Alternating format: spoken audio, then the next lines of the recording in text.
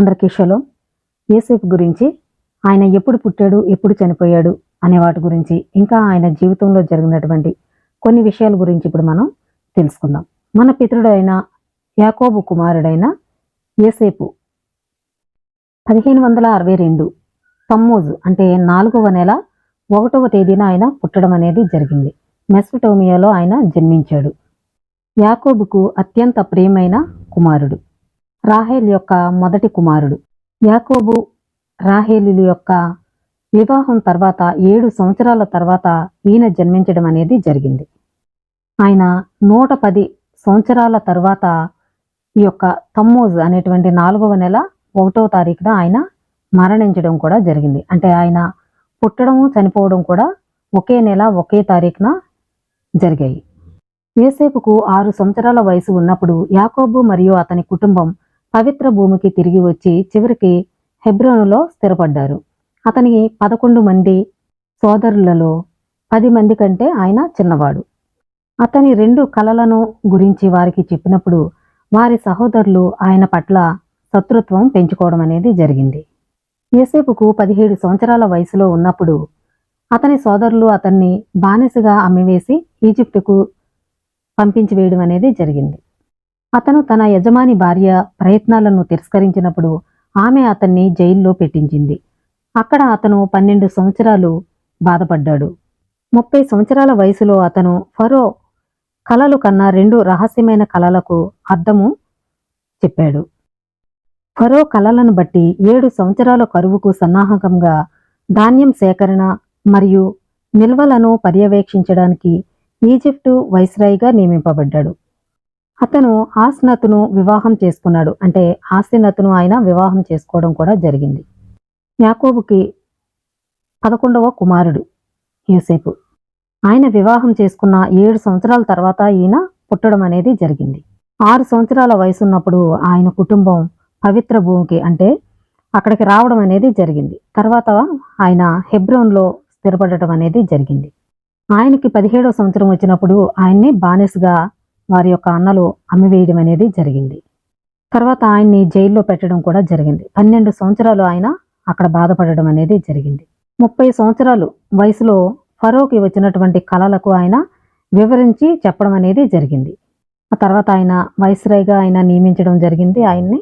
ఆ తర్వాత ఆసెనతుని ఆయన వివాహం చేసుకోవడం జరిగింది. మరియు మనష్షే మరియు ఎఫ్రాయిం అనే 2 పిల్లలను కూడా ఆయన కలిగి ఉండడం అనేది జరిగింది. గొప్ప కరువు అతని సోదరులను ధాన్యం కొనడానికి ఈజిప్టుకు తీసుకువచ్చింది. ఒకరికొకరు వారి విశ్వాసాన్ని మరియు వారు తనకు చేసిన దానికి వారి పశ్చాత్తాపాన్ని పరీక్షింపడానికి వారిని వరుస పరీక్షలకు గురి చేసిన తర్వాత యేసేపు తన సోదరులకు తన గుర్తింపును వెల్లడించాడు.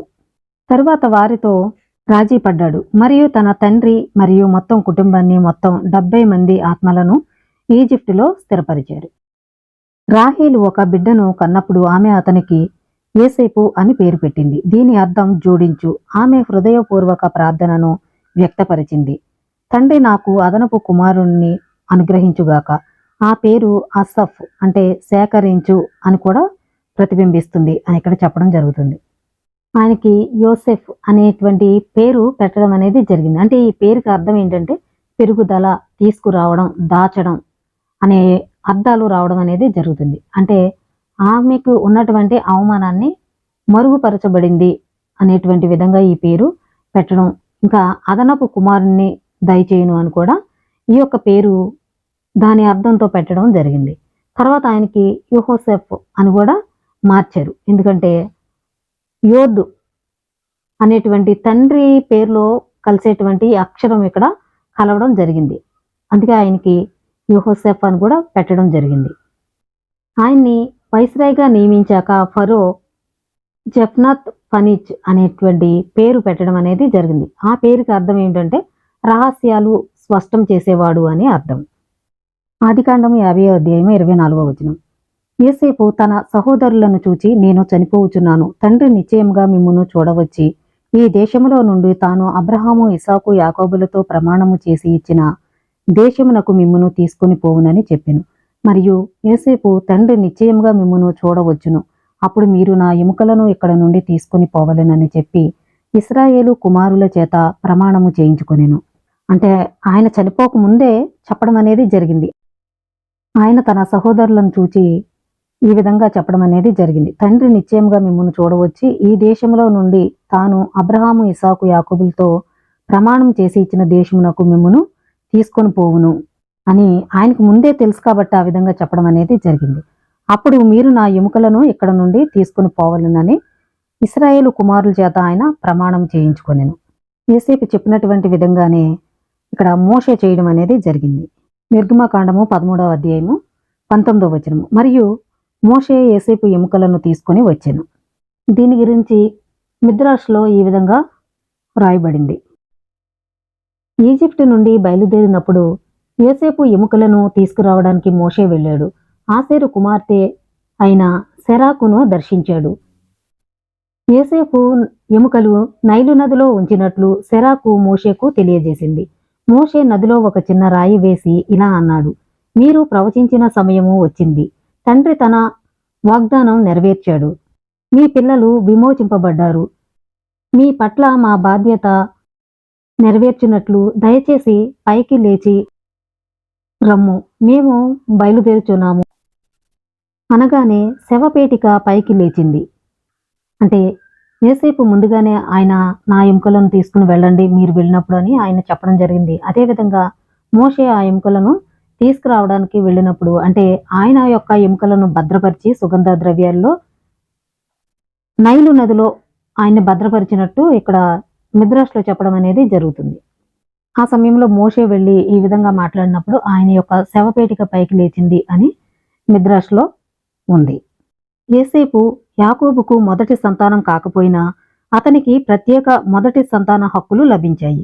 అతని ఇద్దరు కుమారులు మనష్షే మరియు ఎఫ్రాయిము పూర్తి గోత్రాల స్థాయికి ఎదిగారు. యాకోబు స్వంత కుమారుల మాదిరిగానే ఇశ్రాయేలీలలో భూమిని వారసత్వంగా పొందారు. యోసేపు యొక్క కుమారులు యాకోబు యొక్క కుమారులతో పాటు వారసత్వాన్ని పొందడం అనేది జరిగింది. యోసేపు ఈజిప్టును 80 సంవత్సరాలు పరిపాలించాడు. 30 సంవత్సరాల వయసు నుండి 110 సంవత్సరాల వయసులో మరణించే వరకు ఆయన ఐగుప్తును పరిపాలించడం అనేది జరిగింది. చరిత్రలో ఎక్కువ కాలం పరిపాలించిన యూదు పాలకుడిగా ఆయన నిలవడం అనేది జరిగింది. అంటే ఇశ్రాయేలీలలో ఏ ఒక్క రాజు కూడా అన్ని సంవత్సరాలు పరిపాలన అనేది చేయలేదు. అంటే ఈజిప్టును 80 సంవత్సరాలు పరిపాలించినటువంటి యూదు పాలకుడిగా ఆయన నిలవడం అనేది జరిగింది. ఆయన 110 సంవత్సరాల వయసులో ఈ యొక్క తమ్మూజు అంటే 4వ నెల 1వ తారీఖున ఆయన పుట్టడం జరిగింది. అదే తారీఖున 110 సంవత్సరాల తర్వాత ఆయన అదే తారీఖు అదే నెలలో ఆయన చనిపోవడం కూడా జరిగింది. ఇలాంటి విషయాలు మీరు తెలుసుకోవాలనుకుంటే నా ఛానల్ని సబ్స్క్రైబ్ చేయండి. అందరికీ షలోం.